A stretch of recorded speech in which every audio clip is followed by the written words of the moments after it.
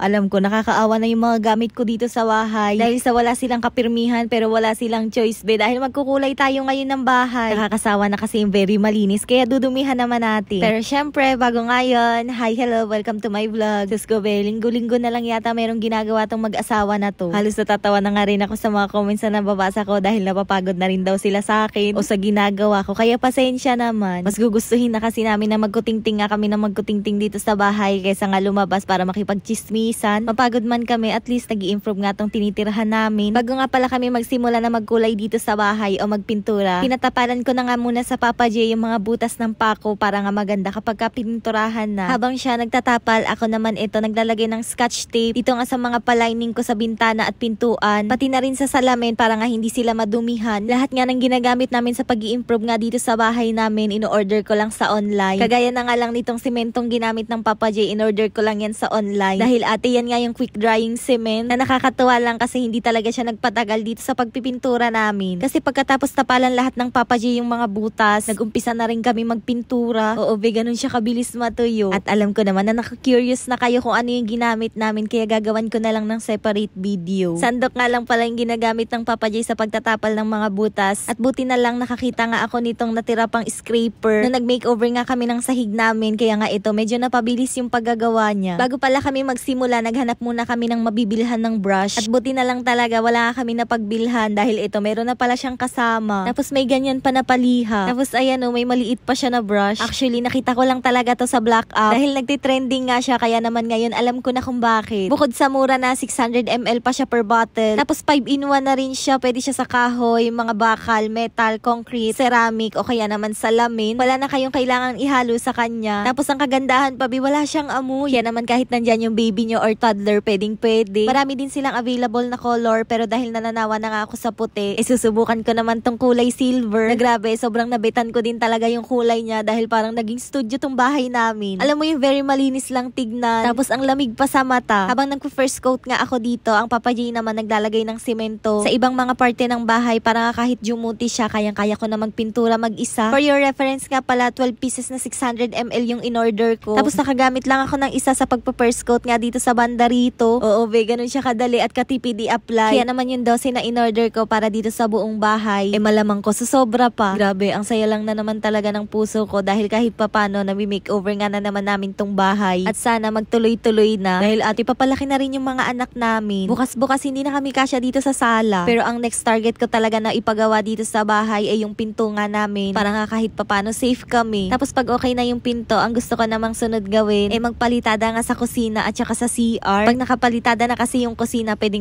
na akong magpagawa ng loaf bed. O diba, sobrang dami kong plano kaya naman sana lahat yan matupad. Kahit matagalan pa yan, okay lang. Anyways, ayan, pagkatapos nga pala namin makapag first coat, kumain muna kami ng tanghalian. Tapos afternoon, bakbak na ulit. Itong pagsi-second coat namin, same day lang naman nung nag-first coating kami, nagpalit lang talaga ako ng damit dahil mainit. Saka mas komportable kasi akong gumalaw kapag medyo maluwag nga yung damit ko. Sa pagpipintura nga namin dito, salitan lang talaga kami ng Papa J. Pero ate, sa sobrang dali lang i-apply nitong pintura na nabili namin, halos hindi ako nakaramdam ng pagod. Hindi lang talaga namin binalak na pinturahan tong buong bahay dahil day off nga ng Papa J. At kailangan niya rin talaga makapagpahinga kaya nga yung ibang party dito sa bahay sa mga susunod na araw ko na lang pipinturahan. Dati kasi nung nagpintura nga kami dito sa bahay, halos konti pa lang yung gamit namin kaya nga nakaya namin yun ng isang araw. Pero ngayon kasi hindi ka naman mapapagod sa pagpipintura pero sa pag-uusog nga ng mga gamit, naku, lupay-pay kabi. Saka wala namang paunahan dito kaya okay lang yan. O siya, ito na nga yung final look. Na grabe, kahit yung parte pa nga lang yung napipinturahan namin, gandang-ganda na talaga ako. O alam nyo na, abangan nyo na lang yung pagpipintura ko sa ibang parte nga dito sa bahay.